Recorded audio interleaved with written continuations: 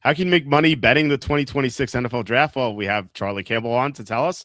We're going to get into some NFL betting props here on our initial betting prop show. We'll have another one later in the draft season, but we'll get to some initial bets that we like so far. Before we do, please hit like, subscribe, comment below, share this video.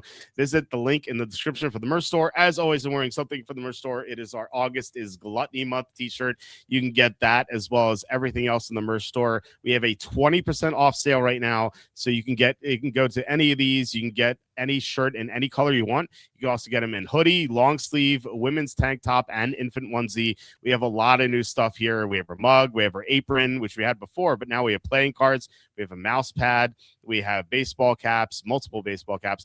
We have baby bibs for those who you have babies. You can get the quality Leering Center baby bib and so much more here. Like I said, 20% off sale right now. On Amazon, I don't have these links ready, but you can get a safety and a field goal and Jerks to the College Years, which are two of the books I've written. And also, please consider super chats and super stickers. That's the best way to support the show.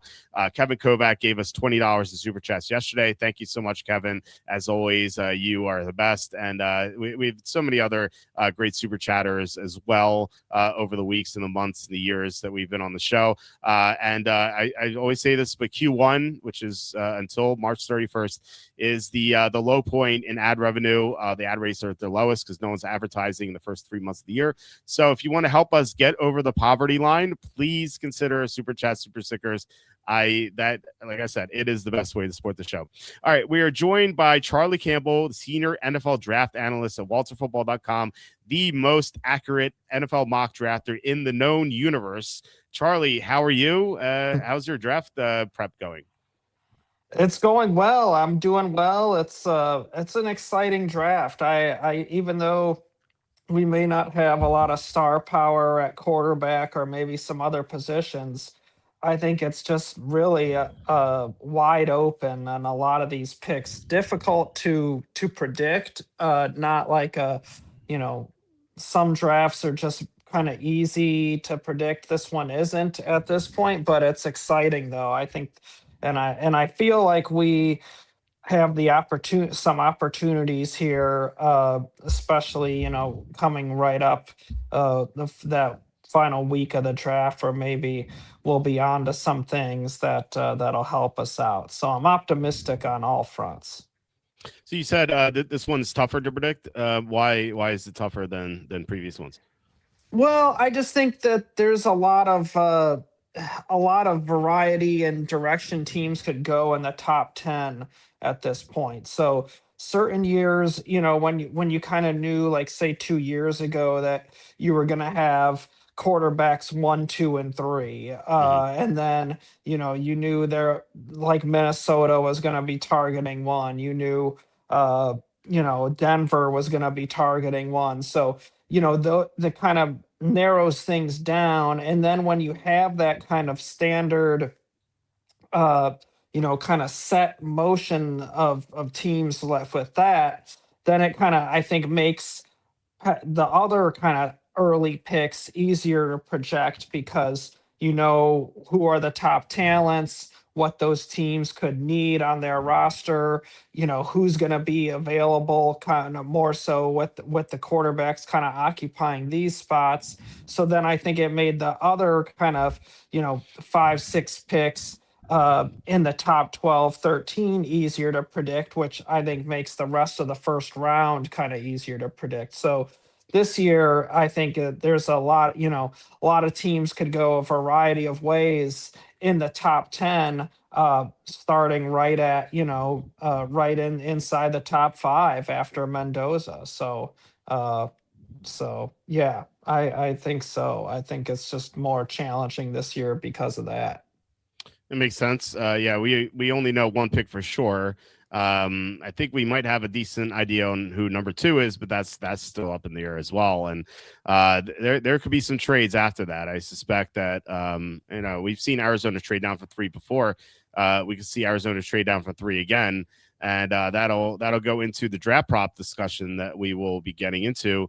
And might as well start with the obvious pick. We have Mendoza here is minus 20,000. So I'm praying. I know this is like very unlikely because well, for obviously we've seen your mock drafts. They're on the website. But like if you somehow came into some information about the Raiders not wanting Mendoza suddenly, there's a lot of money to be made here. I suspect Mendoza will be the pick. Do you? Yeah, Should we just skip this one? I think we should, I right? think so. Yeah, Unfortunately, yeah, yeah. It would be great. unfortunately, It would be great to get Ty Simpson or something at 90-1, as right. Tank for Ty says. Ty Simpson is QB1. If the Raiders suddenly realize that, someone was going to make a lot of money. But yeah, Mendoza will be the number one pick. So let's go to number two, and this is on DraftKings. We'll go to MGM, bet MGM later, and then Kalshi. FanDuel doesn't have much, so I decided to skip them right now. I'm sure they'll have some later, but right now they don't have anything. Number two, you have Arvo Reese at minus 230, David Bailey plus 230, Sonny Styles 12-1. He's an interesting number three option there. Ruben Bain 18-1, Jeremiah Love 40-1, and then a bunch of long shots. And I just should note, if you guys have any questions for Charlie, just definitely leave them in the comments, and we'll get to them as we go through the show. So what are you thinking for the Jets? I open this by saying I think we have a good idea on who could be number two. I mean, we both have Arvo Reese in our mock drafts, and he seems like the obvious choice right now. But maybe it's David Bailey. What do you think about this? Is Arvo Reese worth betting, or is anyone else worth betting here? Number two. Yeah, I think Arvel Reese is, and I think David Bailey would be kind of the plan B. But I think Reese is most likely number one when each one of them would project to be, a fast edge rusher across from Will McDonald. But Reese has, a bit more in the skill set in terms of size and length. So I think that an upside, I think Reese is going to be the pick at two. Okay. So, but would you lay minus 230? That's the question. Yeah, I would be comfortable You betting would? Okay. that. Yeah, for Okay. sure. Oh, interesting. Okay. Hopefully we find something else. Let's peek at BetMGM for a second here. Minus 235 here. And then might as well look at what a Kalshi is offering. Kalshi, for those of you who don't know, you can access this anywhere. Arvo Reese at he's 63%. So let's just say 230. You win 366. So it's actually better odds here. Let's try to nail this down. It's actually minus 170 on Kalshi. So they're a little bit behind here, or maybe because this is not a sports book. This is peer-to-peer betting, like other people have the other side. So if someone is someone on Kalshi might be down on Arvo Reese being the number two pick. So if like I always say, shop around. And yeah, you can get Arvo Reese in minus 170. Definitely much better than minus 230 on DraftKings. So just keep that in mind. Minus 170. But would that like make your wager a little stronger, like unit wise, or is it not much of a difference for you? Like minus 170. I mean, like, look, you'd obviously rather have minus 170, but would it increase your unit count at all? Just seeing this number. Yeah, I think maybe a little bit, but yeah, I think it's the actions speak louder than words front really Mhm. indicated that Reese is the likely pick with signing to Mario Davis. I don't see, them going inside linebacker like Styles. I think Reese projects more in terms of being the edge rusher across from Will McDonald. You trade Jermaine Johnson to get a nose tackle and Devondre Sweat. So you're building kind of more of a 3-4 front there. And I think that, Reese gives you that edge rusher, but also the flexibility where you can move them to inside linebacker in that scheme as well. So, yeah, I feel confident about that one. Ryan says minus 150 at Hard Rock if you can bet it there. I don't have access to that, but Charlie, you're in Florida, so you do, and anyone else in Florida can do that. Tank for Ty says I'd sprinkle a little on Ty Simpson going number two overall. What are the odds there? 75-1. Does that interest you at all, Charlie? Not right now. I haven't heard about him going that high. So, I agree that I mean, that's such a great number. but I don't feel like it's going to happen. Okay. We had a question for Butters. Curious if the Packers will draft a quarterback in the later rounds or if one seems to fall to them.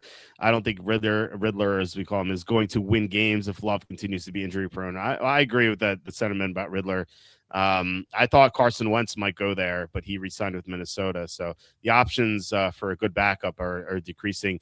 What are your thoughts on this? Because I think they will draft a quarterback at some point. What do you think about this question? Yeah, I do definitely. I think uh, competition for number two, and worst case it's number three. And Love had was banged up some last year, which I'm sure they have to prepare themselves. So what if he were to miss a month, and we want another option other than Ritter. So yeah, I definitely think that quarterbacks in play for them come mid to late rounds.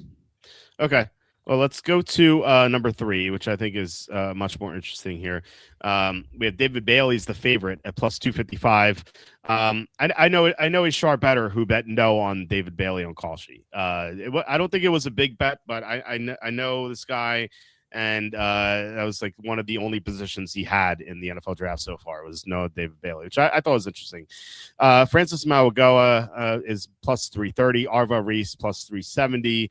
Have to believe if he makes it past two that he would be the pick here. Jeremiah Love plus 450. Spencer Fano plus 850. Sonny Styles 9-1. Monroe Freeling 14-1. Ruben Bain 15-1. Ty Simpson 25-1. Caleb Downs 35-1. And then a lot of long shots here after that. What are your thoughts on the number three pick? Do you see anything worth betting here?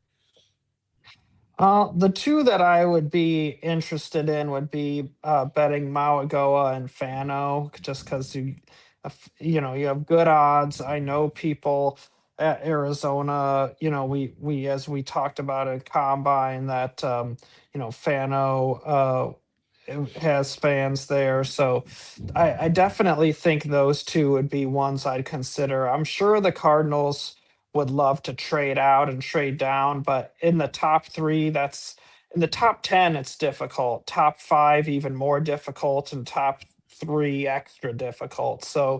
Uh, so I know, that sentiment is out there, but it's always easier said than done. And so I wouldn't be surprised if they're forced to stick and pick.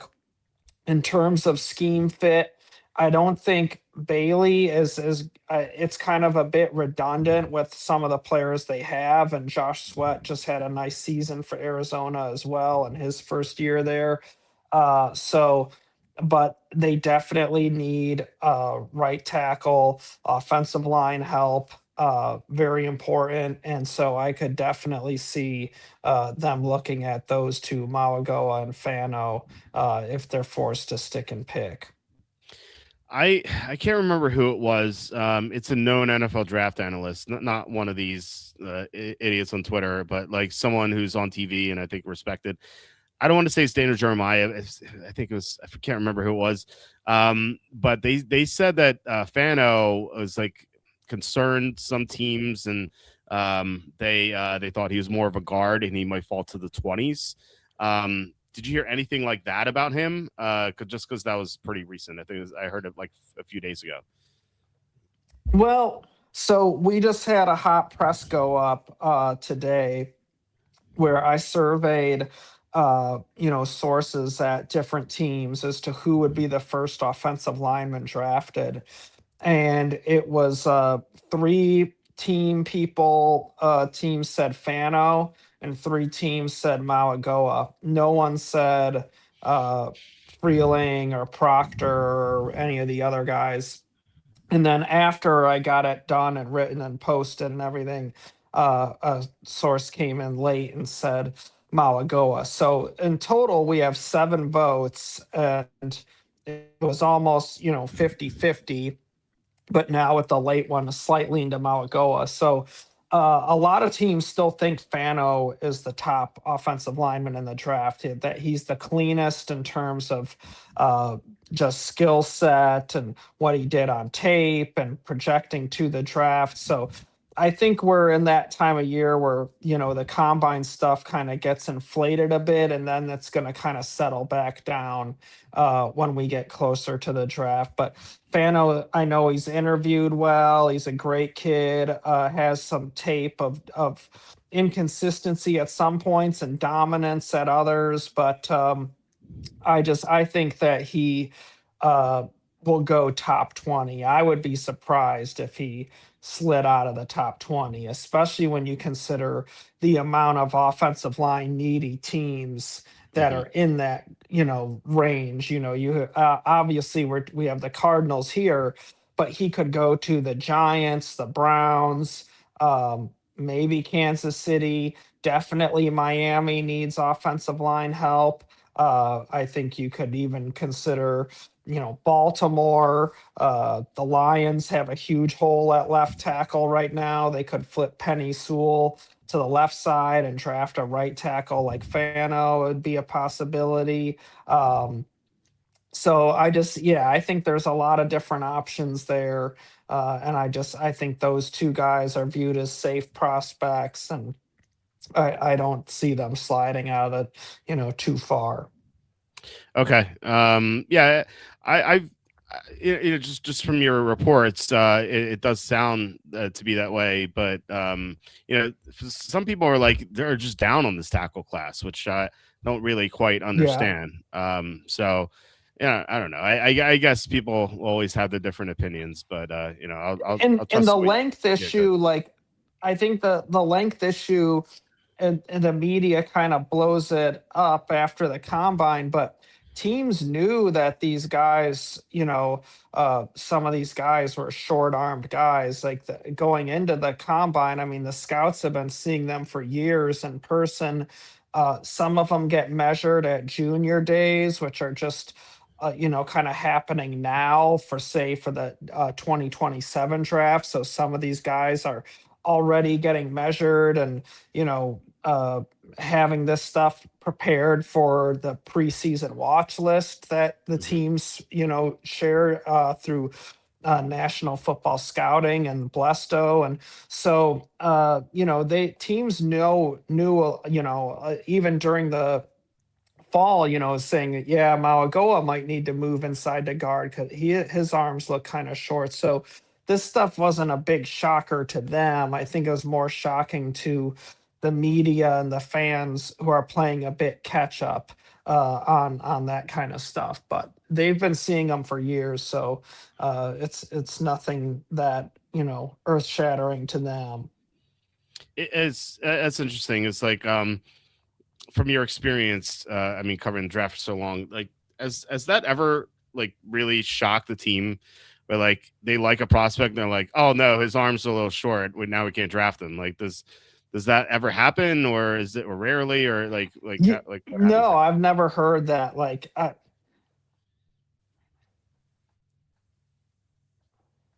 no, You I've never heard them say that.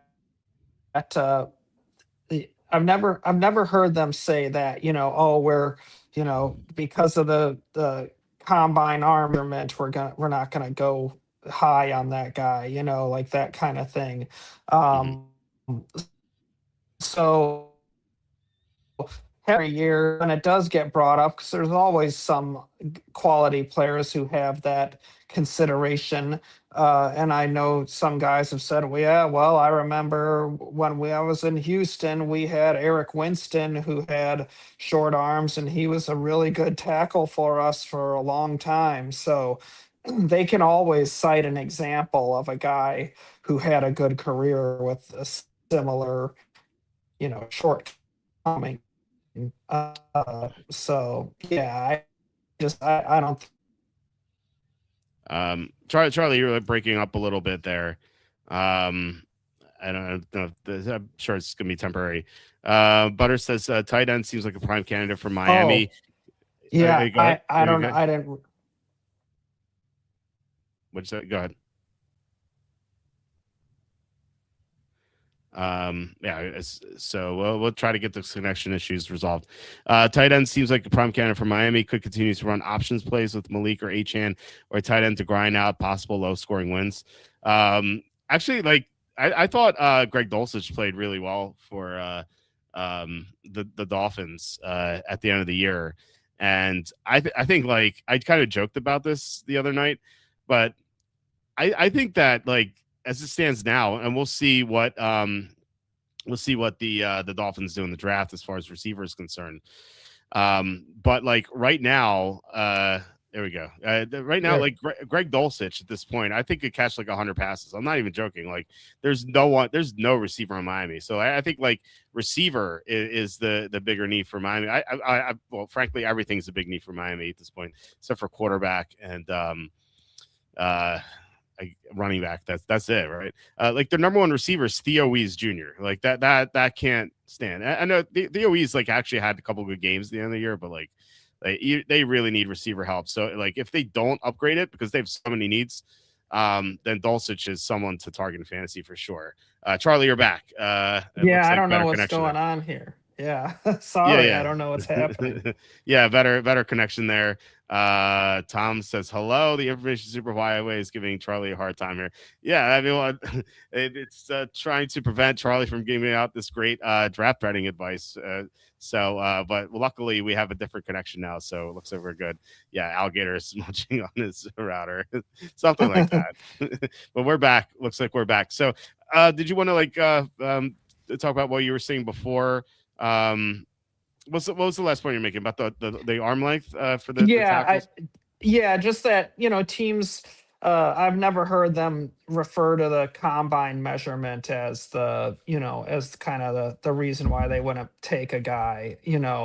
They're pretty well aware just on the limitations going into that kind of thing if a guy does have short arms or whatever. And so yeah, I haven't heard that in all the years of covering the draft. Yeah, interesting. I feel like it's just like it's like guys like me and everyone else like we see these numbers pop up. We're like, oh my god, no, we have to drop this guy the 20 spots. But it's funny that the teams don't seem to care. Theo Wees the Weasel. Hey, it's Theo Wees Jr. So it's the Weasel Jr. I guess, or he wants to be like Wheezy from that one show. So I don't know which one he prefers. We'll see. But I don't know. Maybe he'll be a household name one day. But he had a couple of games at the end of the year. Not just maybe someone to look out for in like the final round of your drafts. Okay, let's get back to it here. And so we discussed number 3. You would take stabs at one of these tackles, as you said, Malgoa and Fano. I think it's like Or Malinoa, but both. like both, right? Because you'll win money no matter what if one of them hits. Right. Yeah, I think it's Malinoa, but there's no end, so I refuse to call it Malinoa. I like Malgoa better. My thought process, and it's kind of maybe thwarted by the like I said, the sharp better who had no position on Bailey at number 3. I thought maybe a team would move up to 3 for Bailey, and the Cardinals could move down to 6 because like who's taking a tackle at 4 and 5? No one, right? Like Tennessee, I don't think is taking a tackle. They have a young guy there. They signed Dan Moore in the previous offseason. I don't think they're going to give up on either of them yet. And then number 5, the Giants re-signed Jermaine Illuminor, and they have Andrew Thomas still. So why wouldn't Arizona trade down from 3 to 6? Like it just seems. I know you said it's difficult, but maybe they're willing to take a little bit less than they normally would. And like I said, we saw it recently. We saw the Texans move up from, what was it, 12 to 3 to take Will Anderson. And then Arizona moved up from 12 to 6. So like it's funny. They could go from 3 to 6 here, same sort of way, not going through 12 though, and still getting the tackle they want. So my thought process was the Browns, they need another edge rusher. Obviously, Myles Garrett's amazing. He just had the record, but he is going to be 31 at some point this season. And we've seen teams with great edge rushers in their 30s draft young edge rushers to take over eventually, like Bradley Chubb when the Broncos had Von Miller. We've seen it a bunch of times. And the Browns just signed AJ Epinesa, but it was only for 1 year. So that kind of makes me think like, oh, they know they need an edge rusher opposite of Garrett, but they're signing this guy just for insurance, and maybe they really do want David Bailey. I'm just like spitballing here, but like, what if the Browns trade up from 6 to 3 to take Bailey? And then the Cardinals take their tackle at 6. Do you see that as being feasible? Like avenue the Cardinals could take. Yeah, I mean, if they're willing to, maybe move down cheaper, that would definitely help and open up the market for that pick. But yeah, the Browns, um, I think that obviously, yeah, I agree. They could use another edge rusher across from Garrett. It's been kind of a turnstile at that spot for them, but. Yeah, I mean, it definitely uh, would make sense in terms of they have extra ammunition if they did really want to move up as well. So, uh, but yeah, I think that Cleveland could try and lowball them, and it might work. I could see a number of teams. The Chiefs, they have no edge rush outside of Karlaftis. Like Karlaftis is a good player, but they couldn't get to the quarterback last year. The Saints just lost Cameron Jordan. I feel like both those teams could move up for David Bailey. I really just think it makes sense for Arizona to trade down because there just really aren't teams like the Browns could take a left tackle. So maybe they don't want to move below 6. But even still, even if they like 2 of them, then I think they'll get one of them. It's 7, 8, or 9. We know the Redskins won an edge rusher from your report, Yeah, absolutely. right? So I feel like there should be a big market for David Bailey at number 3, and frankly, I think Arizona could use him too, even though they have Josh Sweat. I think they need to strengthen their defense. The defense allowed, I think, 37 points or more in 7 games last year. Like that can't be sustainable. So, and I don't care who the quarterback is. It's impossible to win under those Hmm. circumstances. Um, so I'm thinking Bailey at 3 maybe. But the only thing that gives me pause is that Sharp Better who said no on Bailey at 3. So. Before we move on, any final thoughts on that? Like potentially banning Bailey at 3, or do you think that's not going to happen? Well, yeah, I mean, I think the offensive linemen are more likely, but Okay. I wouldn't rule it out and say no or impossible. Okay. Okay. Quacky asking Charlie, the guy that's a guest on the show. You're not a guest, you're the co-host on the show, Tom. On Friday nights thinks that Mendoza might not want to live in Las Vegas, given that he seems to be a man of faith and high morals. We had this discussion a couple of times, and that kind of goes back to the number one odds, which again are very juicy. Charlie, do you think there's anything to this at all, or can we close the book on Mendoza not wanting to live in Sin City, being how religious he is? Yeah, Go ahead.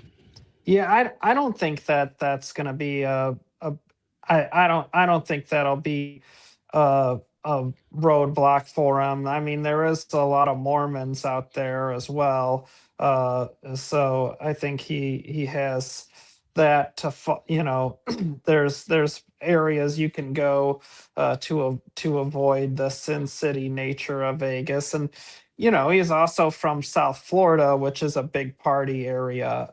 So growing up in Miami, he's definitely had access to partying and decided not to if he didn't want to. So I don't think that that's going to hold him back. I always thought that like maybe he thinks he could save some people in Las Vegas. I don't know, but really, Las Vegas has become like more family friendly over the years. It's not the seedy place it used to be, I think.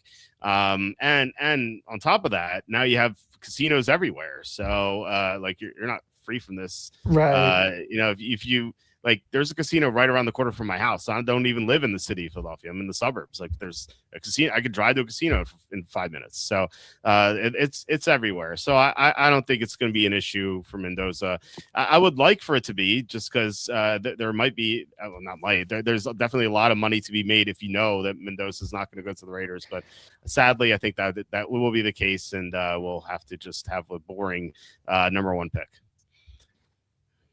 So, all right, let's get Yeah, to the think number. Yeah, so. yeah, let's get to the number 4 pick. Jeremiah Love is minus 135. I want to put a bookmark here because I want to look at what he's in call sheet. And I believe call sheet has a much better number for Jeremiah Love. So it says here 46%. So if you bet 100, you get 218 back plus, so minus your 100 investment. So this is plus 118. So again, really pays off to shop around. He is plus 118 at call sheet. For the fourth pick at MGM, he's minus 145. So this is the other way. This is worse than the DraftKings minus 135. So let's call what we saw in call sheet plus 118. And just keep that in mind because, again, anyone could bet on call sheet. There's no state limitations. David Bailey's plus 450, Sonny Style 7-1. And again, this is Tennessee's pick. Ruben Bain 9-1, Carnell Tate 9.5-1, Arvo Reese 14-1, Francis Maugoa and Caleb Downs are both 25-1. And then we have long shots here. What are your thoughts on the Tennessee pick at number 4? Yeah, I would go with that bet on Jeremiah Love there for the Titans. Just heard a lot of buzz on that at starting combine time and since then, and I think he's definitely favorite there. So of the early bets, to get in on last year, did to the Patriots at 4, and that turned into a nice winner because it was early when it was still like plus, I think like plus 800 or something like that. So Yeah. that was kind of a good one to hit on early. But yeah, I would say Jeremiah Love at 4 would be one that I would go on. Is that how confident are you? Well, on scale 1 to 10, 10 being like the most confident. How confident are you in They're sorry, you're breaking up. I can't hear you again. So I still can't hear you, Charlie. So and Love to Tennessee, I would yeah, for Love going to Tennessee, I would put it at a 7 right now. 7. Okay. Well, it sounds like the most confident thing we've talked about so far, right? Is that true? 7. Yeah, I would say 7. Okay. Yeah. So that's something to keep in mind here. And again, call she has it at plus 118. So might want to get into that. Tank for Ty's asking about this pick, and I have a question as well, stemming from something Adam Schefter said. Tank says, "I'm surprised Love is that much of a favorite. Saleh seems like he'd like Bain or Bailey." Saleh, of course, the new head coach of Tennessee. What are your thoughts on that? Why do you think Love is the favorite there? Like why? Anything else besides the buzz like makes you want to bet this? Not really so much the buzz. I agree with you, Ty, because for quite a while, I had Bailey kind of mocked there to Tennessee week after week. Just with the buzz, hearing, around teams and stuff was that they were high on Love, and just looking at kind of what they did in free agency, they really could use a player like Love to help Cam Ward in year 2. I think that Dayball's going to have a lot of influence as well on that pick in terms of what he wants for that offense to help Cam Ward in year 2. So when they're not being like a top flight number 1 kind of receiver, there's no like Marvin Harrison Jr. or Malik Neighbors, even or Jamar Chase. There's no receiver like that in this draft. So with that being the case, I think looking at all the players available, Love can help Cam Ward more than anyone else in year 2. So I think that he's the overwhelming favorite, at this point. Overwhelming favorite. Okay. So you think you should be like minus 200 or something, like maybe like Arvo Reese is to the Jets, like minus 230, right? Yeah. Okay. Yeah, Well, I do. Yep. okay, interesting. So, all right. Well, it sounds like we have something we can bet here with Jeremiah Love. And I have a question about this. Like I said, Schefter the other day, I think it was 2 days ago, said that he would be surprised if Tennessee drafted Jeremiah Love. Now, I mean, you have better NFL draft sources than Schefter. Schefter, guys like Schefter and Rappaport, they talk to agents, and that's how they can get the signings info so quickly, because the agents just tell them like, oh, our guy signed, and it's for X dollars for X Y years. So that's how they report the free agency stuff so quickly. But it doesn't, like, Schefter and Rappaport, they don't strike me as guys who talk to like actual guys in higher ups in the front office. So Hmm. I just wonder, why do you think Schefter said that? Like, what do you think he may have heard, or do you think he was speculating? Like, because that's like the only hang up I have here. I'm not that I'm going to avoid betting this pick. I'm definitely going to bet it, but like that's the only concern I would have, is that Schefter said it. What are your thoughts on that? Yeah, I mean, that kind of surprising to hear. I would say that sounds more speculatory than anything. Um, Especially, given how Borgonzi was really raving about Love, in interviews and stuff, and what that kind of player can do for, a team and everything. So, uh, I think that, they definitely have strong feelings about him, and had him in for a pre-draft visit, top 30 really early in the that was, I think, showed significance as well. So yeah, I think that Love is the top favorite there for Tennessee. Okay. All right. Sounds good. All right. I will be betting that. That this is not betting advice, but that's what I am doing. So if you want to follow what Charlie and I are doing, that's what we're doing. All right. Number five, we have the Giants pick. So, Sonny Styles plus 195, Caleb Downs plus 275, Jeremiah Love plus 425, Francis Malagoa plus 850. Then you have Cardinal Tate 10-1, Spencer Fano 11-1, Mansour Delane 16-1, Arvo Reese 18-1. That'd be crazy if you fell that far. Jordan Tyson 20-1, David Bailey 22-1, and then we have longer shots here.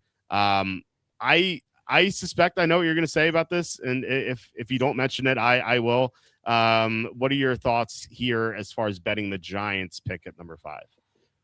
So I would double up on betting Love right now Yeah. in the early time before the odds are getting terrible. And I would bet Love to the Titans and Love to the Giants, and I think he's Mhm. going to go to one of those two.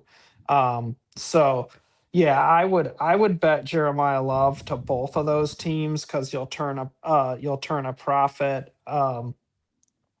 But let's see, as far as otherwise go, you know other than Love, there's no one I would bet yet. I'll say yet, but definitely this is one I feel pretty good about. So check with us when we're doing our show week of the draft, because I feel like at that time I might have a good feeling on which one to go with here. But right now it's too open ended. I wouldn't want to encourage any one player or anything at this point, and that be way off. It's too early. Sorry to say, but I do feel good that come the week of the draft that we might have some good suggestions on this one.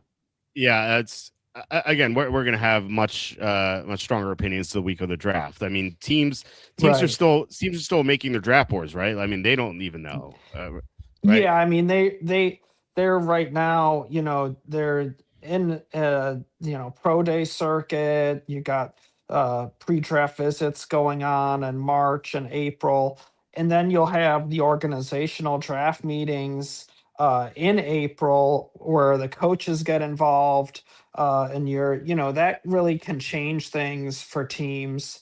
And so, the scouts draft meetings can be one way, and then the coaches get involved, and it really kind of shakes things up. So definitely, there's still important parts of the process to come. And but I feel, week of the draft, I'll have a good, suggestion or two on this pick that could end up being some nice wins for us. Okay, I think I hear what you're saying. Yeah, Jeremiah Love as the hedge is what I thought you would say. And guess what? You could find a better number than plus 425, which actually seems like a decent number. But at Kalshi, you bet 100, you get 450. Actually, it just changed. Someone just bet it. Never mind. It was 715. It just went down to 455. So I wonder if the number 4 pick the change. Let's take a look very quickly. It does not. It's actually, no, it actually looked like it changed too. So maybe I should have bet these before we start recording. Anyway, yeah. So anyway, plus 425 is still pretty good. Patrick, although Patrick has got us all beat. I managed to get Love to the Giants at 27-1 a couple weeks ago. That is awesome. That's a great hedging opportunity. Lots of that to be there. That's fantastic, Patrick. Congrats. I would hedge that bet with the Love to the Titans, but is there a slight chance the Cardinals draft him before? What do you think, Charlie? I don't think so. I think with them reworking James Conner and whatnot, I don't think that they're going that route. Yeah, they also signed Tyler Algier too. Exactly. Yeah. Yeah, and they still have Trey Benson. So they have 3 guys. Like, it's not if they just had James Conner, then sure. But this is a team that has so many needs. Like, I don't know how they justify drafting a running back. They don't even have a quarterback. So, or a tackle. Like they don't have a right tackle at this point. They have Paris Johnson, who's a great left tackle so far in his career, but like if you look at the roster, like their depth chart on Arrowlads or whatever website, they literally do not have a right tackle. So that's definitely something they need, and they need a quarterback because call me crazy, but Gardner Minshew and Jacoby Brissett are not going to get the job done there. And there's a strong correlation, and I mean I haven't done the numbers on this, but I just know new coaches, new general managers with drafting offensive line in their first round pick. Okay. Because it's viewed as, it's a safer pick. I did a study on my own a couple years ago, and just going back over like a 10-year period, an offensive tackle had the highest success rate of any first round pick. It was like and so one, you have that, but two, coaches and new coaches and new GMs like to be able to, show their owners that, hey, we got this pick right. We took a solid, safe player. So come during the season, it shows well for them that they're making good decisions and everything. So for inside their building and with the owners and everything. So I definitely think that when you have a new coach, a new general, or a new coach, or a new GM, or just one of the two, I think that always kind of ups the offensive line possibility to me. Okay. Yeah, that's a good point. If I always say that like new regimes need new quarterbacks, but yeah, offensive line that makes a lot of sense as well too. So, okay, let's go to hold on, let me look at this real fast. Let's go to DraftKings. Yeah, they don't have number 6 through 10. Luckily, Kalshi does, so we can stick with 6 through 10 right now. 6 is the Cleveland Browns, and actually they don't really have numbers here, so never mind. Yeah, this all says yes 99 cents. I did not see this a couple of days ago, so this just was posted. So there is nothing here right now, although it says like Caleb Downs, Sonny Styles 25% each.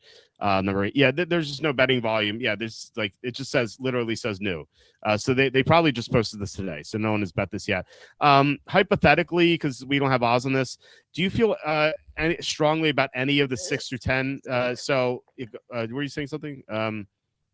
Or are you taking a drink? Oh, never mind. The Browns, the Browns at number 6. I'm not looking at you when I'm looking at this. The Browns, the Browns at number 6. You have the Redskins at 7.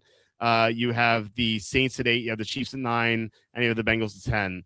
Are there any players right now? And again, like you can't really bet this yet, but just keep in mind over the next few days, once this gets the volume going, are there any teams slash player combinations you feel strongly about in the 6 to 10 range? No, not per se. But I am gonna follow up with Washington and try Okay. and dig in more because that was at combine time. The preference was to draft edge rusher, was what they said, but Mhm. now in free agency they've like signed three of them, so I'm just wondering if that kind of opens things up and changes things. And you would also have to think that given the receivers on their roster, that that would be something that'd be in play for them with, say, Jordan Tyson or Carnell Tate. So um I think that those guys there, as well as with the Saints, as Tank for Ty suggests, I agree there. I think that those two teams you could be looking at Tyson or Tate at those spots. So, but I haven't heard definitively yet. So that, but I kind of, I'm on the trail of that right now. So, and I agree as well. I think Caleb Downs probably is going to go in this 6 to 10 range and uh, maybe maybe gets to Miami 11, but Mhm. I kind of feel like someone in that 6 to 10 range will probably take him. Yeah, it feels like Miami's the floor. Now you don't ever say that about a safety because they tend to go later than people think. But like if you look again, like Miami's depth chart, Right. their safety situations they're just like laughable. Like it's like practice squad guys are the two safeties because they traded Fitzpatrick, and they also lost free agency safety. The Redskin thing that you mentioned was interesting because like you said, you had a report saying Washington really wanted an edge rusher, and then they signed three of those guys, but two of those free agency signings are just for 1 year. So that again is kind of like what I saw with the Browns Right. signing AJ Epinesa. It's like, okay, they signed this guy for 1 year, knowing they needed an edge rusher, and he almost feels like insurance. Whereas like the two Washington guys who were signed for 1 year, they almost feel like insurance too. It's just like just in case they don't get the guy they want, and like I don't know if we know who they like at 7. If they like Ruben Bain, it feels like there's a decent chance he will be there. Or if they just only like David Bailey and it's probably not going to be there, maybe they want to trade up. Maybe that is just like insurance just in case they don't get the guy they want. So that's what I was thinking. So I still have the Redskins drafting an edge rusher despite the three guys that they signed. Yeah, I definitely think that's, yeah, and teams are going to rotate anyway. So, Yep. yeah, they like to be prepared in case the draft goes wonky and they don't get the guys they want, that they're not, left without any players that they feel good about starting. I've noticed that a lot over the years is when teams sign a player out at a free agency spot in free agency, they tend to go after that position again in the draft, early in the draft. So it's kind of Right. kind of like doubling up to make a weakness a strength. It seems like that's what something teams that like to do. Patrick asking about Tyson here, 4 to 1 to be the first receiver drafted. What do you think about that as a value bet? Yeah, I like that one a lot. I think it's really between him and Carnell Tate. And I think Tyson, measurement wise, is right there with Tate. So I definitely like that bet. I think the thing that makes Tyson a bit more uh, dangerous to bet though is just the medical, because just had a history of getting dinged up in college. And some teams may hold the medical against him and others might not, and that's always tough to project and kind of have an idea as to how you know every year we see guys slide because of medical, and we see guys where the medical is ignored and they still go high. So that just makes it a little tougher to predict. Yeah, Sacrifice also. He's asking about Jordan Tyson's previous injuries. What do you think the range is? Is he a guy who's in danger of falling potentially because of his injuries, or what do you think? I think he's going to go between 5 and 15. Okay. So I don't think he'll fall too much just because he's a lot of team people really like him and he has really good tape, and so I think he's safe to go as high as 5, and I don't think he'll get out of the top 15. Okay, that's a real thing that like sometimes prospects fall out of nowhere, and I remember like Juwan Taylor, he was expected to go like number 9 overall, and he fell out of the first round, and I remember everyone's like, oh, why Juwan Taylor fall? And then news broke it was the medical that teams are just scared to take him. So if you see a guy drop like that, then it's almost always the medical. But yeah, so we'll see. Yeah, it sounds like you think he's going to go early. Another guy with other issues here, Makai Lemon has lower odds than Tyson, and he bombed his combine interviews. That's all I heard. Did you hear anything on Makai Lemon and his interviews at the combine, and how do you think that's going to impact his draft? Yeah, I heard that it was weird that he came across as kind of a weirdo in the interviews. So that it was just uncomfortable and just didn't do well in terms of representing himself there. So I definitely think that that's going to cause some teams to maybe dig deeper into the personality and think about how well he'll fit in their locker room and whatnot. But I think that he'll go in the first round, but I do think he's behind Tate and Tyson. I don't think he'll go ahead of those guys. There any specifics you can give us on weirdo-ness with Makai Lemon? They said that he just it's kind of just personality wise he was just getting just seemed very weird, and kind of his interactions with teams and stuff, so made some people feel kind of uncomfortable and whatnot. So I don't know, it sounds kind of strange to me, but yeah, that's what they said. So it's pretty, it got out there pretty quickly. So I definitely think there's something to it. Yeah, whenever I hear something like that, and I was like, is this like a Christian Wilkins situation where like this guy is super talented but is unsigned, and like he's like kissing guys in the locker room? It's like, okay, well, I don't know what's going on with that. Hopefully, we get more clarity because we've over the years we have heard some bizarre interviews at the combine, and these guys have fallen. And I think that the most infamous example is Ryan Leaf, who just skipped out on the interview with Jim Irsay. That's why the Colts passed on him. The Colts were going to take Ryan Leaf, and he's like, "No, I don't want to talk to you." So that's he went to San Diego and paid money went to the Colts, and that's how the history goes. All right, so anyway, the rest of the 6-10 teams we're gonna get. We usually get good info on the Bengals. It's way too early for that. So hopefully we'll have something on number 10. So I'm glad to see that Kalshi published these odds, or at least put placeholders for these odds right now. They really don't have much there. We had a question about players drafted in the top 10 market. Who asked that? Let me see. Let's see. Ryan, any value in drafted in the top 10 market? Let me see if DraftKings is something that, because like they actually have the odds and stuff.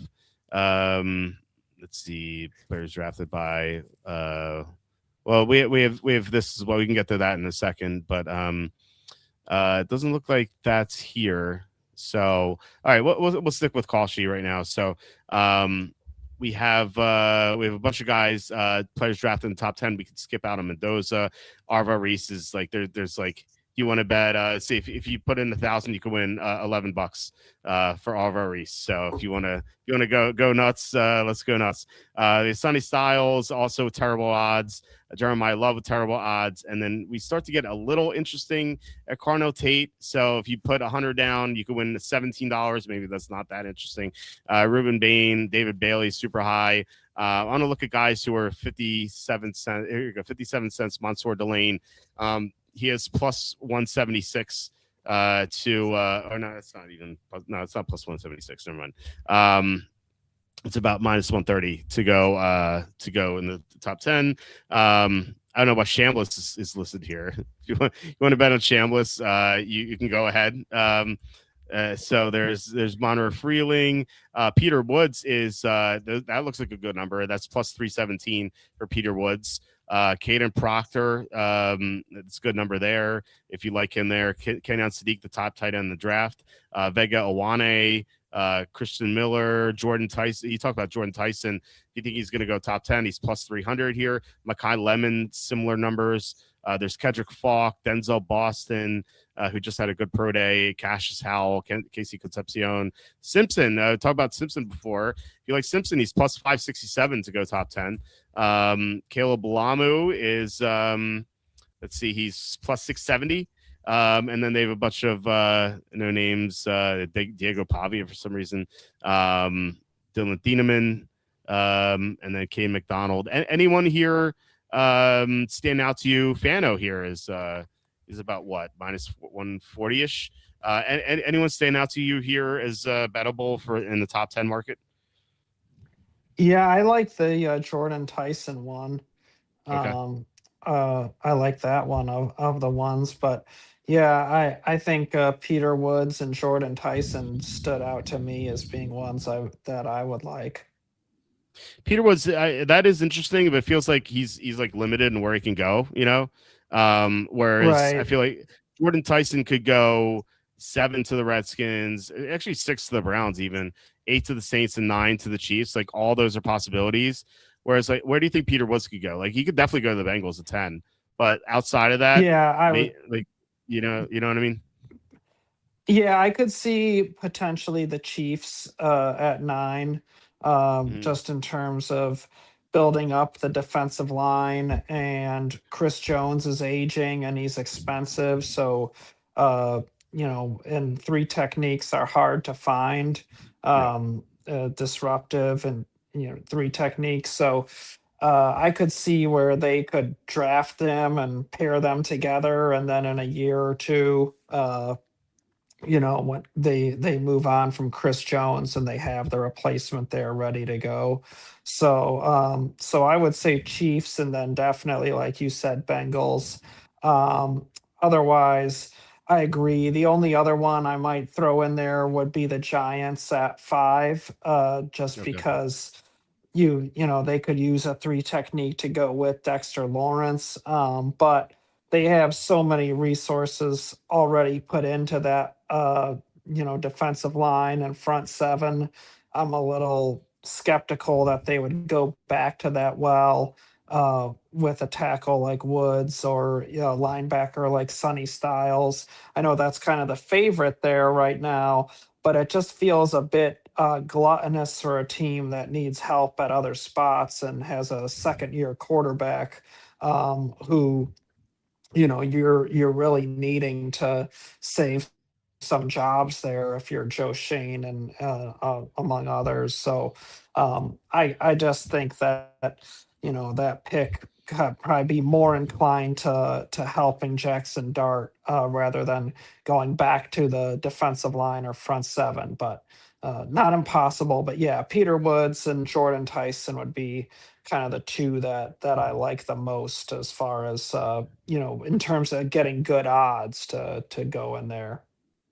Awane, Drew was bringing up. That too early for a guard? I mean, Brandon Sheriff went. Was he? He went top 5, or was he 6? What do you think about Awane to the Giants? Any possibility? Yeah, yeah, that's uh man, I think that would be too high, but uh Yeah, I think it's too high. I mean, they could, if you're willing to go offensive line, I think you could probably take like Fano or Mawagoa and play them at guard, and Yeah. then they also have the tackle flex. So if Andrew Thomas gets hurt or Illuminor gets hurt, you have a guy that you could kick outside to tackle, and but they offer that flexibility. So I think if they were going to go a line, which I don't think is impossible, I think they'd be more inclined to go Fano or Malagoa. That's a good point. And it would go with like Fano's length issues not being an issue if they want to put him guard and just have him as an emergency tackle. That makes sense. I mean, Brandon Sheriff, like I said, he was a guard, but he you could definitely play tackle too. So I think that would be the difference there. Patrick talked about over under for players. We don't have that yet. We will. Mhm. Over under 5.5 or 6.5 for Styles seems like a good bet. I think that's true. If it were 5.5 or 6.5, would you be at over on Styles?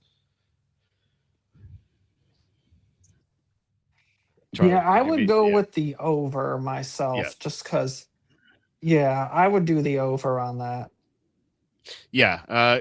The off-ball linebackers tend to go later than people think. Like same thing with safeties and tight ends. Right. Although tight ends might change because like teams are going to like two and three tight end formations a lot recently, so maybe that changes. But yeah, linebackers, off-ball linebackers and safeties will go later than usual. So I agree with that for sure. Okay, so Timmy bringing up a good point. Monroe Freeling to not be drafted in the top 10 is interesting. That is another thing you could do in call sheet. Thanks for reminding me, Timmy. You could bet the no on these too. So if you like, for example, if you don't think Monroe Freeling was going to go in the top 10, you could bet him at around minus what is it, minus 117 here. So Monroe Freeling, no. The top 10 is minus 117. Some other guys here, you could bet if you think a safety is going to fall, Caleb Downs, no. That could be profitable. What is Sonny Styles? Sonny Styles is plus 400 to not be drafted in the top 10. Okay, so just keep that in mind as we go through some others. If Jalen Tyson would be a favorite here, obviously. Let's see who else. Nothing else really stands out to me. Malago, if you think Malago is going to fall, that number, what is that? It's plus 258. But yeah, let's go back to Sonny Styles. Do you think Sonny Styles to not go in the top 10 at like plus 400? What do you think about that sort of wager? Hmm. I think it's possible, but not likely. So I think you're kind of. I guess I'd put it at 1/3 chance that happens. But Okay. last year I thought Malachi Starks and Jihad Campbell would end up going higher than they did, Yeah. and they were really good linebacker and safety prospects. Right up there with these guys, and they slid lower. Campbell had medical, but still, Walt's point is spot on that safeties and off-ball linebackers slide very regularly. So I would not, if you told me, end of April that Sonny Styles and Downs go a little bit lower than expected, that wouldn't shock me at all. Yeah.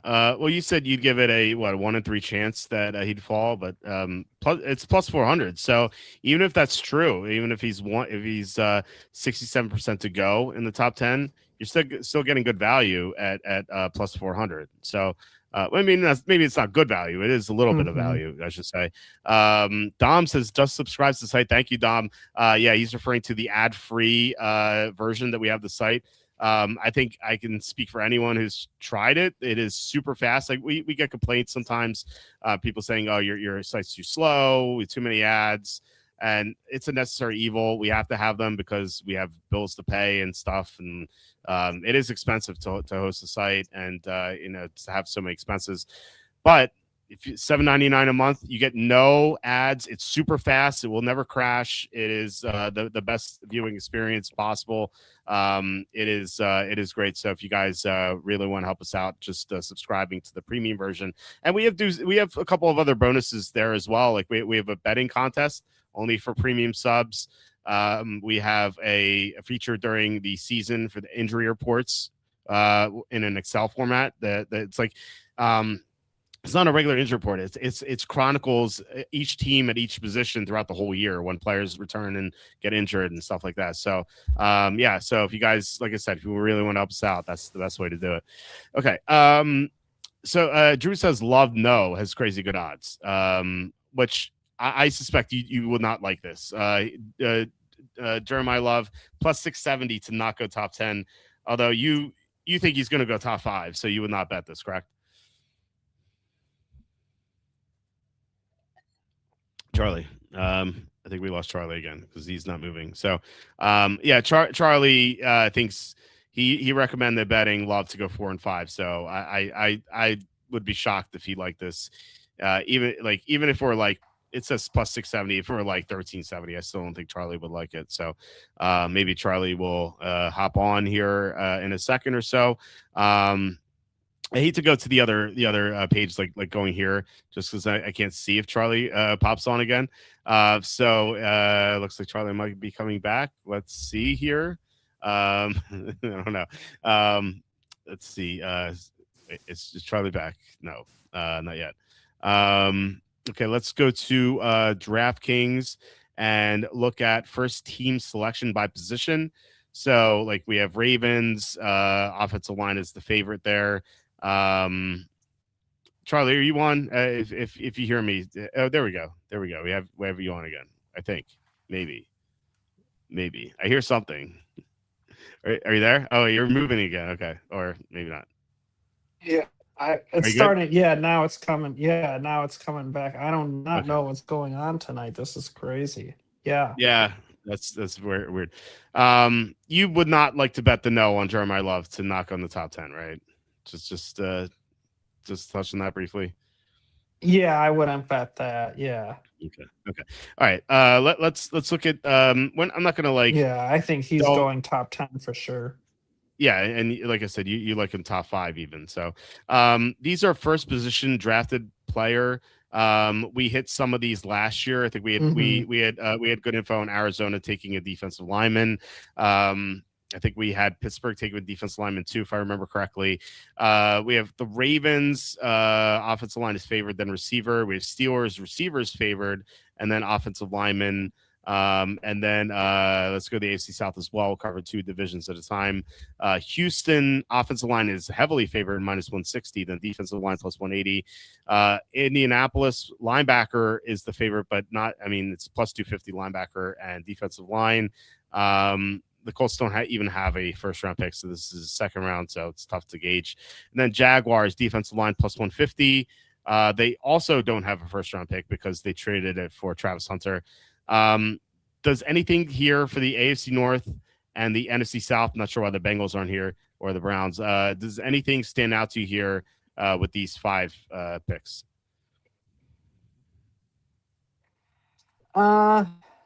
No, nothing really stands out. The Steelers going receiver would have stood out to me more before they traded for Michael Pittman. But now that they've done that, I think they kind of have more options at play. Yeah, that's a weird one. Steelers still having the number one, the favorite being the receiver there.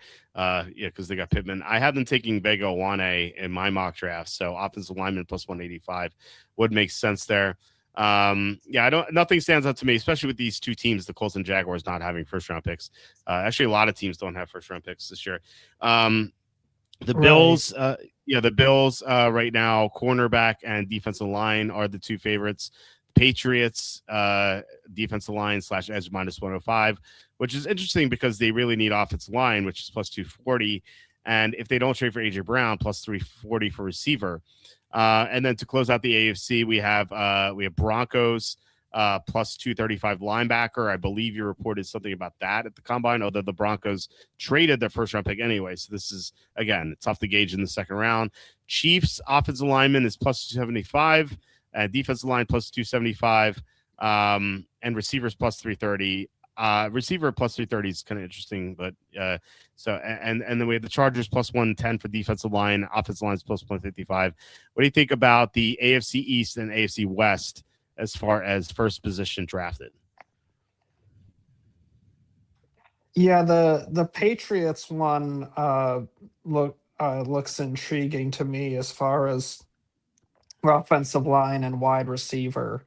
So I think you're getting some quality value with those spots. I could definitely see either one of those being the preference there for the Patriots. Okay, interesting. What about Broncos linebacker? Do you think?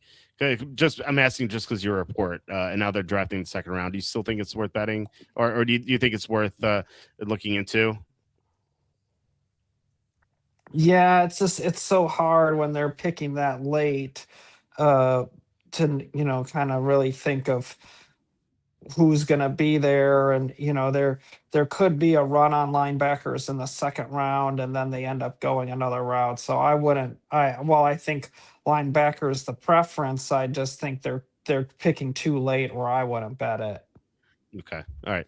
All right. Let's look at NFC North. We have the Bears.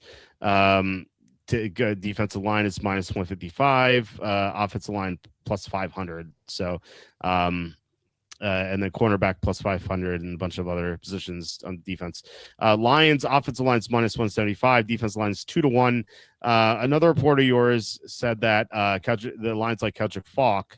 Now that was back in February. Maybe things have changed, but if that's still true, then maybe you look at that. Packers are offensive line plus 150, cornerback plus 150, and then Vikings are defensive line plus 190, safety 2-1. I haven't taken a safety.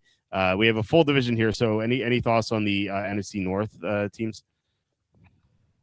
Yeah, I mean, I know the Lions do like Keldrick Falk, but just given kind of what they've had happen in free agency here, I think they're a bit boxed into a corner in terms of offensive line and getting a tackle, because I mean they're so dependent on Jared Goff, and cutting Taylor Decker has just opened up such a big hole. So Yeah. I would definitely think that offensive line is the heavy favorite there for them. And then, otherwise, other than that, nothing really stood out to me at Okay. this point. Okay, NFC South, we had the Falcons. Receiver is the favorite, and also offensive line, both at plus 250. The Falcons don't have a first round pick because of the James Pierce trade. The Panthers, plus 150 for defensive line. Tight end is plus 330. I have them taking Kenyon Sadiq just because I think their owner, Axe Tepper, might want to keep adding stuff to Bryce Young to justify Young over CJ Stroud. Tampa Bay defensive line is plus 110. Tight end 3-1, although they just re-signed Kate Otten. And then offensive line is plus 370. Tampa really needs an edge rush. Any thoughts on the NFC South teams? Yeah, I like that Tampa Bay defensive line one for sure. Um, and I think Carolina defensive line as well. I Okay. think that you got a good shot, real good shot on both of those. Okay. Okay. We have the Eagles here, the only team listed here for some reason. Offensive line is plus 115, defensive line plus 235. We know they like to bolster the trenches, and receivers plus 270 because AJ Brown may be traded. I'd be surprised if they didn't go offensive line. They had issues blocking last year. They lost their offensive line coach. Lane Johnson's getting into the late 30s. And Landon Dickerson even talked about retiring, and he's going to come back, but he's discussed it. So a lot of issues with the offensive line, and it's a good line class. I mean, it's a deeper line class, I think. So that stands out to me. What do you think about this? Any thoughts here? Yeah, I mean, I definitely think offensive line's in play for them. I want to dig deeper and try and get some kind of insight. But I part of me wonders about tight end there for Philadelphia, just because of a long term, starter. If you could get Sadiq, that kind of fills that uh, question. But also, Howie Roseman likes the guys that are physical freaks. He likes the guys that are rare prospects with skill sets that are just hard to come by, Mhm. whether it's Jordan Davis and Jalen Carter. Last year, Jihad Campbell had some of that as well. And, going back, Lane Johnson. I mean, he's drafted a lot of guys like that. And Sadiq with that speed at tight end and being a receiving tight end and mismatch weapon. And they're going to, the offense that, with LaFleur and Green Bay, that ran a lot of 12 personnel with two tight ends. So Sadiq to the Eagles, I think, is one to keep an eye on. But definitely, I think offensive line is, probably the most likely, but I guess I Okay. would say tight end as the dark horse. Okay, interesting. Yeah, it's 5.5 to 1, which is a good number. And then we have the final Right. division, the NFC West, the Rams, who actually have a first round pick right now, courtesy of the trade they made last year with Atlanta. Receiver is plus 145, offensive line plus 280. I haven't taken an offensive lineman, but a receiver is definitely possible too. Seattle, cornerback plus 145. I think they lost Tariq Woolen. Offensive line is plus 255. San Francisco offensive lineman is plus 105. Defensive line plus 200. They could not pressure the quarterback at all last year. So unless they lose Trent Williams, I think defensive line, I would argue, should be the favorite instead of the offensive line. But we'll see what happens with Trent Williams. Obviously, that would change a lot. Any thoughts in the final division here in the NFC West? Yeah, I mean, I like the Seahawks plus 145 on cornerback. And, I'd even think some a little bit about the running back one, just in terms of you could go Yeah. low and bet low and get a nice return on that if they say they were to take Jadarian Price at pick 32, because losing uh, Kenneth Walker creates a void there. And then Charbonnet coming off injury and whatnot. So I definitely think that could be a dark horse consideration there for Seattle. But I think cornerback, I agree with that as the favorite for them. Okay. All right. So, like I said, that is the final team. And look at, I think they have one more category here. They player drafted by, and they also have first selection by position. We're not going to do Mr. Irrelevant. I think it's kind of crazy to guess what that's going to be. We have looks like three guys here. Which team would Jeremiah be drafted by? Which is the odds here are kind of silly because we can get better odds for Tennessee at minus 150. But for some reason they wanted to trade up to three just in case they wanted to get him. I guess you could play that angle, but I would not. Minus 150, Redskins plus 330, Giants plus 400. Both these numbers are worse than what we've seen. So I really do you see any edge here? Would you rather just get the better number and not get this sort of insurance sort of deal, you know? Yeah, I would just go with the better number there on him. Okay. Okay. All right. We can skip that one. Which team will Kenyon Sadiq be drafted by? You just mentioned the Eagles. Where are the Eagles on here? Did not see them. Let me. Oh, up they're right at the top, plus 550. Tampa's plus 300. Panthers are plus 330. So that's what I have. Rams 6-1. Ravens plus 750. Chiefs 10-1. Jets and Dolphins are 11-1. Vikings 15-1. Niners 16-1. Saints 20-1. Chargers 21. Bengals 25-1. Redskins are 25-1. Cowboys 25-1. Steelers, Texans, Browns all 28-1. Patriots 30-1. Bills and Titans and Seahawks 40-1. And then we get longer shots here. The longest shots are Jaguars, Cardinals, Colts, and Packers all to go 100-1. Part of that is the Jaguars and Colts don't have first round picks, and the Cardinals, they have number 3, so that would be second round for them. What are your thoughts on Kenyon Sadiq? Any leads here? I mean, you discussed the Eagles already. Is that your favorite one? Yeah, I like Carolina and the Eagles. I don't see it with Tampa Bay. Yeah. Not after re-signing KDOT um and with the needs they have in the defensive front seven. I just That would surprise me. So yeah, I like the Eagles. I like the Panthers for those two. Um and then I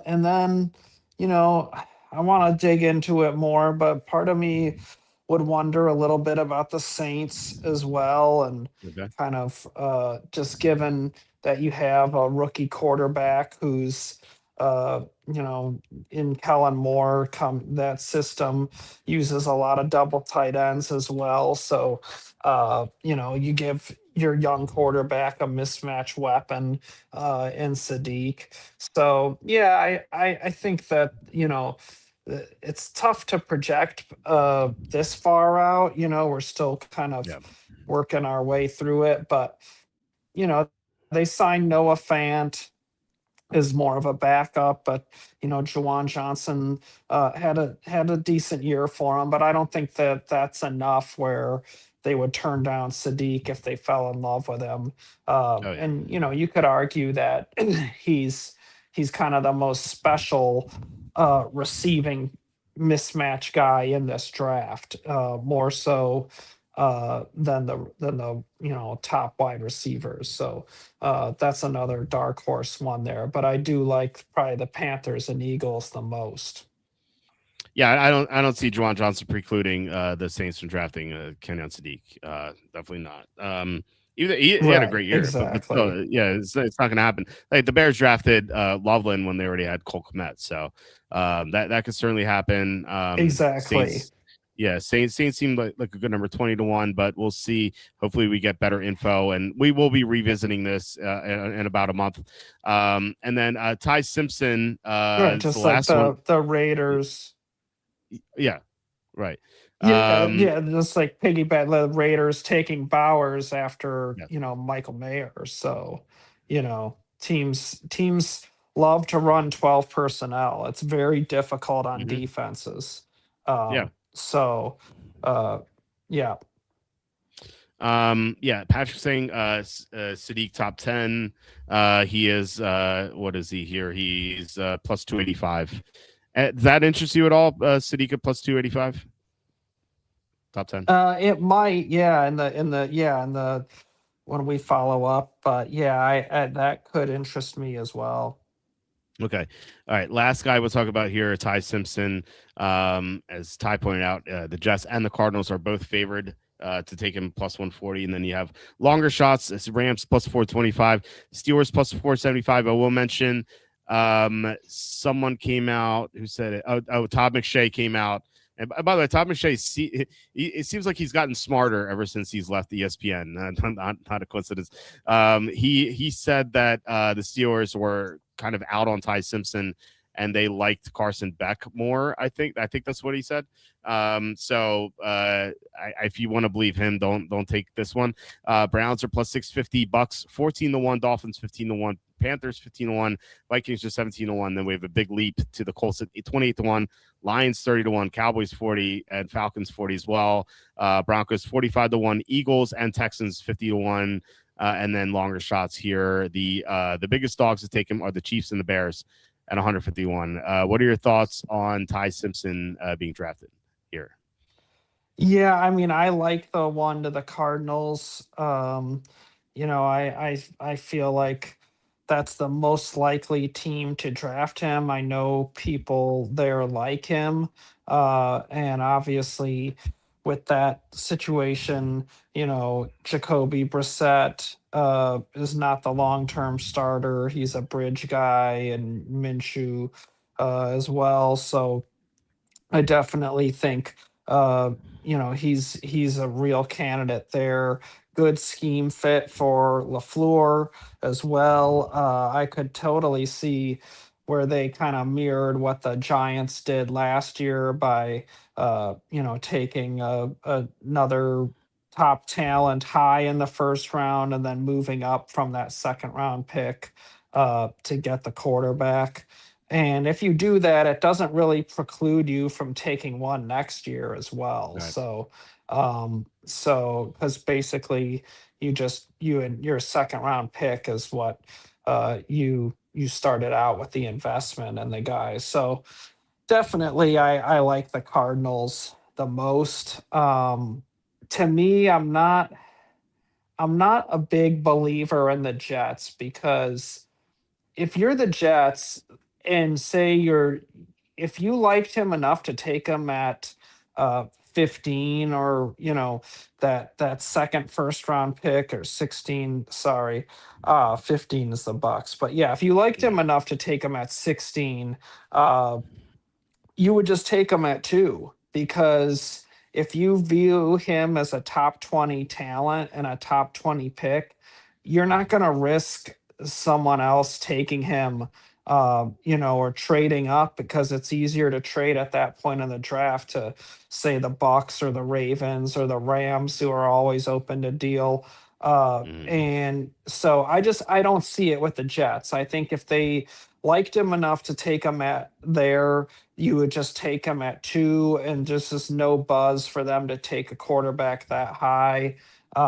So I don't see it. And I don't think if you don't like him enough to take him in the first round, why would you take him with say pick 33 when you can come away with a starter at another position there in the second round? So yeah, to me, the Cardinals are the one that kind of look to me the most likely fit. Mhm. But after that, I'm trying to look at it a little bit more. I mean, what do they have the Rams at there? 425. Yeah. 425. Yeah. Hmm, that's interesting. I mean, the Rams, this is like a great time to do it in the long term.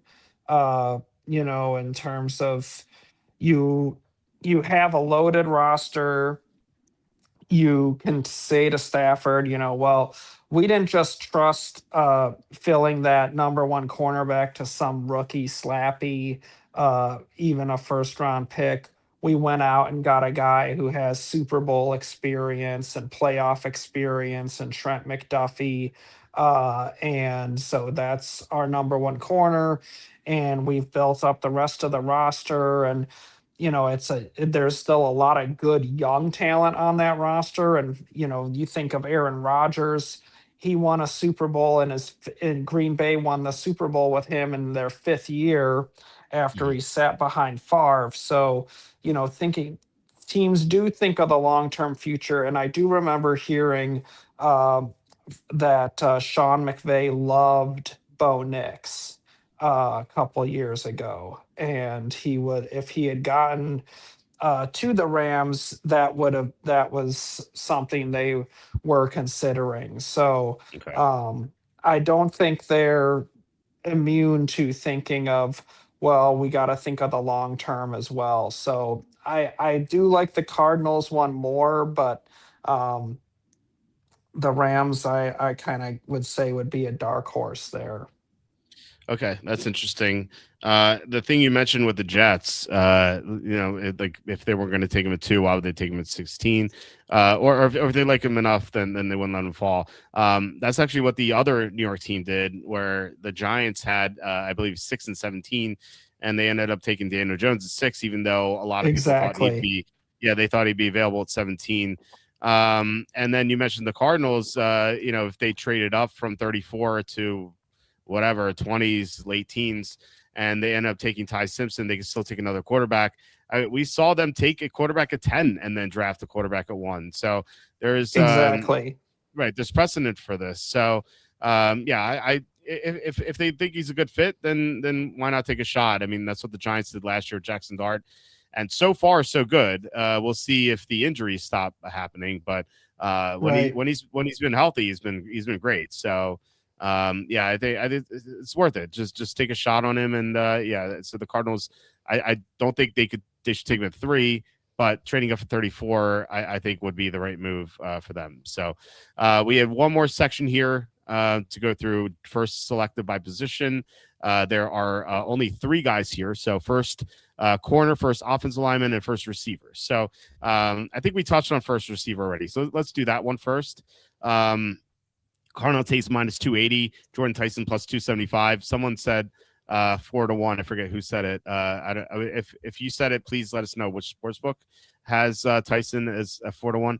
Mekhi Lemon plus 475, and then we have a lot of long shots here. Omar Cooper, I think, is the most significant guy because he's gotten some buzz. Although you are, I know you're down on him more so than everyone. You had a hot press on Cooper. If you wanted to talk about that, but what do you think about these odds? Is it just Tyson at 4-1 in another book?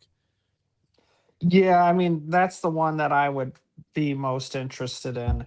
But yeah, I asked a few team people, and they had Cooper on the second round and on day 2. So I haven't heard people putting him in that first round yet. But so I think that that's more applicable to him. I don't know if when that betting markets open up, if that'll be available. But yeah, I like the Tyson one the most as far as terms of what you risk reward for at that bet.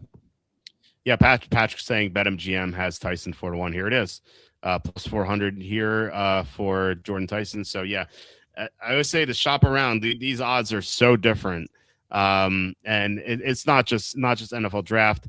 I talked about this last night on our NCAA tournament betting preview. I said that Akron was getting a lot of sharp action to go to the Sweet 16. And the odds on Akron going to Sweet 16 were like 11-1 or 10-1 on FanDuel, and they were 20-1 on DraftKings. So it's like double the money you could win. It is so significant. So just shop around, have accounts in different sports books, have at least like 4 accounts, and then Kalshi is easy to have an account on, so that's like a bonus one. Bet365 does as well. Unfortunately, Bet365 it's tough to bet that because they're limited in which states they're in. But yeah, that's certainly that's a good sports book. It's just tough to have an account. Same with like Hard Rock. Okay, so we have 2 more of these. Let's get to him.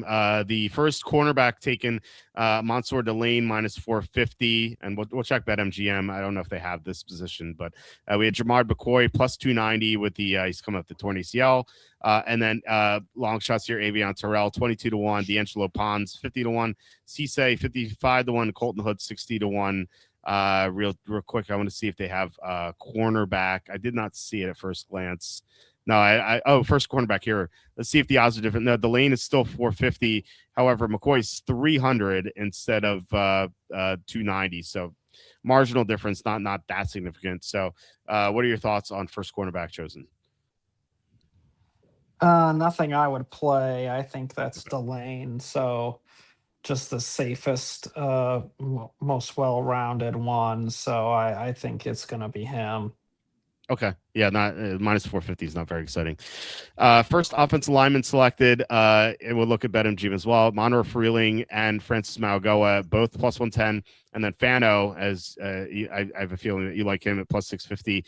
Awane 18-1, Proctor 40-1, and then 151 long shots. The 3 guys. Offensive line at BetMGM, Freeling is the lone favorite at plus 105, Mauigoa plus 118, and then Fano plus 750. So you get 750 here instead of 650, which is definitely significant. So we'll stick here at BetMGM. Do you like Fano, first offensive lineman, plus 750? How would you bet this? Yeah, I would bet Fano and Mauigoa to be first offensive lineman drafted. So I would go with both of those, and you'll turn a profit. Yeah, you'll turn a huge profit if you get Fano, and it's almost like a hedge. It's almost like a hedge if Mauigoa goes first. Exactly. Yeah, I like that. So no Monroe Freeling. Why do you think Freeling is so high here? Well, I think that it's just the media overreacting to the combine. Okay. because I've spoken with a bunch of teams and none of them had him as the top offensive lineman. A lot of them have said, tape wise, he's a second round pick, but he did work out really well and he's a good kid. So they like him, his makeup, and kind of the football character with him. So I think that helps as well in terms of uh, the interviews and the media and whatnot, but overreacting. But just based on the tape, I just have not heard a team yet say that he's the top offensive lineman. I've asked a bunch, and it's Fano or Mawagoa. So I would definitely bet those two, and then you got the hedge, and you got the high upside.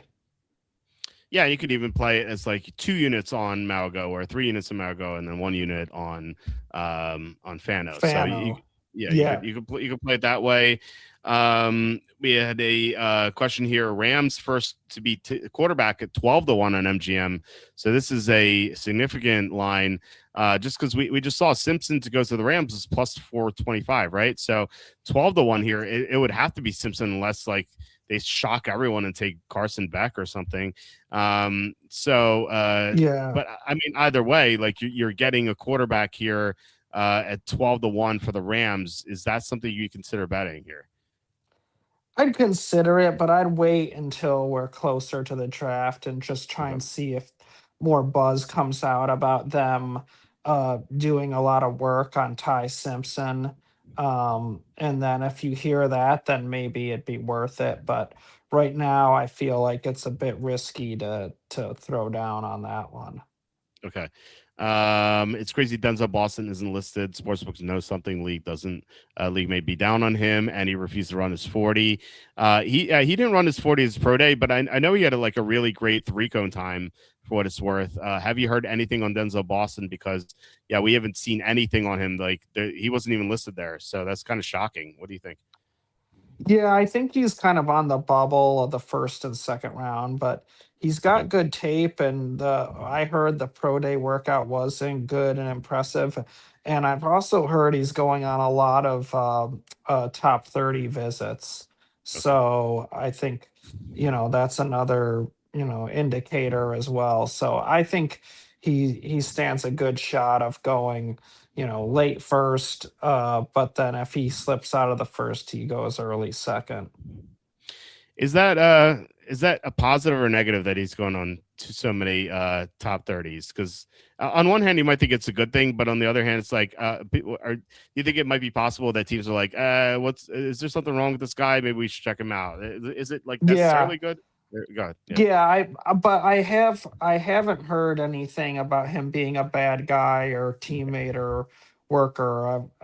More the contrary to that. So, but I do think that him not running the 40 definitely is gonna be, some aren't gonna that's gonna not gonna sit well with some. Yeah. Yeah, I imagine so. But I know he did run a really fast 3 cone. So it is Right. weird that he didn't run the 40 though. I imagine that definitely irked some teams.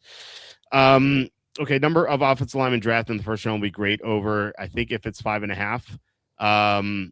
Yeah, we don't have that number yet. Would you bet the over in that? Because obviously we have Fano and well, let's pull it up rather than just talking about it. Um, first off, so we have Freeling, Malagoa, and Fano. Definitely, Awane will go. I think Proctor will go. So that's 5. We have Lamu. I have him in the first round, although he's certainly not a lock to go in the first round. Anyone else? Like how would you bet that if you saw that the number is 5.5? I would go with the over if I was going to bet it Okay. because, yeah, I think Lomu would push you over that. But then I think you have other candidates like Blake Miller and Max Cienacor from Arizona State that could jump in there as well. So I would do the over on that if I was going to bet it. Hmm. And and then I think you're I think you got a pretty good shot at winning that. Okay. All right. So I think that's it. I think we went through everything that DraftKings and the other sportsbooks have. Obviously, there's going to be a lot more in our next show when we meet in about a month from now. I think there's a lot of need on the offensive line first round. I agree. Yeah, offensive line is very bleak around the league, and it's like name me a team that doesn't need offensive line. Like it's like even the Bears who were stacked on the offensive line, they lost their center. Like every team needs something up front to protect the quarterback. So I do think it'll be over 5.5. I think we will see 6, maybe 7, as you were saying. So yeah, like I was saying, we're gonna have a lot more props. And in a month from now, I'm very excited to see what call she has because they already posted 6 through 10, which these other books don't even have yet. So in about a week, they're going to have like real odds on those. And I'm sure they'll have other stuff too. Like call she's like fairly new to this. So I'm very excited. Can you do another show in a couple weeks when there's over on? Yeah. Well, we usually do the Tuesday of draft week. We have our draft props show. So we will be doing that then. We'll have an update for sure. And we will definitely have much stronger picks then. We had a couple good ones today, I think. But yeah, in about a month from now, what's the exact date? Let me see. The day of the draft is my calendar's not popping up. What is the draft is like the 23rd, I believe. Yeah, that's So what I want to say. April 23rd was what yeah, April I believe. 21st. Yep. Yeah. So Tuesday, April 21st, which is a month and a day from now, we will definitely have an update a couple days before. The odds will shift a ton, not in our favor. For some, yes, and that's why I wanted to do 2 shows. That's why I wanted to do this one and then the one obviously the week of the draft.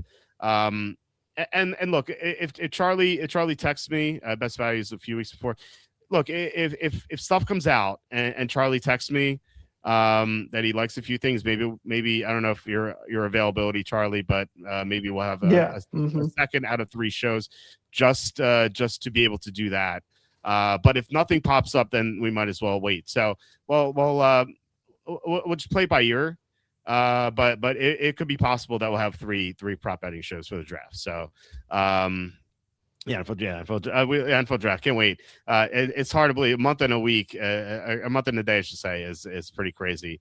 Yeah, we did the show too early, not our props. Well, I wanted to do this because we did like some stuff specifically that we mentioned. Yeah, With exactly. Jeremiah. And last year we won on getting on Will Campbell to the Patriots early when the Yeah. odds were good and plus in the hundreds, but then come week of the draft, they were like, negative 500 or something. Like it was Yeah, terrible. it So was awful. Yeah. some of those like the Jeremiah Love ones and then the offensive line ones, I think those could end up being good value now, but in a month they're gonna be terrible. So we'll see. Yeah, that's yeah. So yeah, like I said, we'll play it by ear. In 2 weeks, I will check with Charlie and see if he likes anything, and if he does, then maybe we'll have a show. If he's like, I don't really see anything, then we'll wait a little bit longer for that.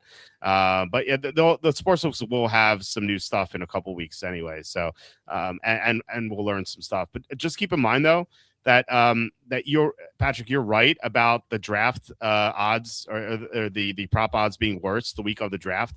But keep in mind that we get all of our info that late. So because Right. the teams will be done their draft boards by then. Like in a couple weeks, yeah, we'll have good odds, but teams won't have their draft board set. So like we won't have all the Right. info. So there's some give and take Exactly. there. Yeah, there's some give and take there. So like I said, if we have enough to do another show, we will definitely do it. If not, if we have like one thing, then maybe Charlie can pass it along to me. I'll mention it on the show. But if we have a few things, then maybe we'll do a show. So like I said, we'll see. We'll definitely see. So Yeah, Charlie, great show tonight. We have some stuff to bet early. We will have a lot more stuff to bet in about a month from now. So, do you want to talk about any updates that are coming from you on walterfootball.com?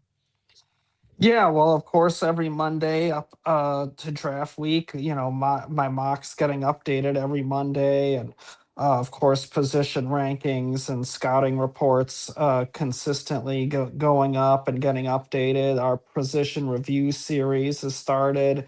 Those are always a lot of fun. I get a lot of good feedback from the readers on those, where I kind of get into the prospects and rank them by attribute of the top guys, say like for quarterback, like, accuracy, arm strength, and then kind of compare them to last year's class. Look at the safe guy, who's the biggest bust potential, all that kind of thing. So, so those articles are going up right now. They're a lot of fun for me to write. So can check those out. And of course, the hot presses go up every week as well. So be digging in and getting more, inside info from teams and putting that up every week, of course. Yeah, I love the position reviews, especially seeing the comparisons to the old class. That's my favorite thing that you post during draft season. Outside of the breaking news, of course, that's always the best. But yeah, the position reviews are awesome. I mean, your content's the best anyway. Like, it's all great. So check out Charlie Campbell's content. He is the most accurate. That is certifiable. You can find the accuracy reports on multiple sites. Charlie is the most accurate mock drafter in the world, in the known universe. So you can check out his mocks. He has 5 rounds in his mocks. And we have tons of content from me as well. We have free agency grades, grade every signing, grade every trade at walterfootball.com. And yeah, guys, thanks for watching and commenting. Really appreciate it. And we'll be back, I think, tomorrow. Tom was on in the comments section, so I assume that we're gonna have a show tomorrow. We'll see. But yeah, please hit like, subscribe, comment below, share this video, and visit walterfootball.com. And I hope you guys have a great night, and I will talk to you potentially tomorrow.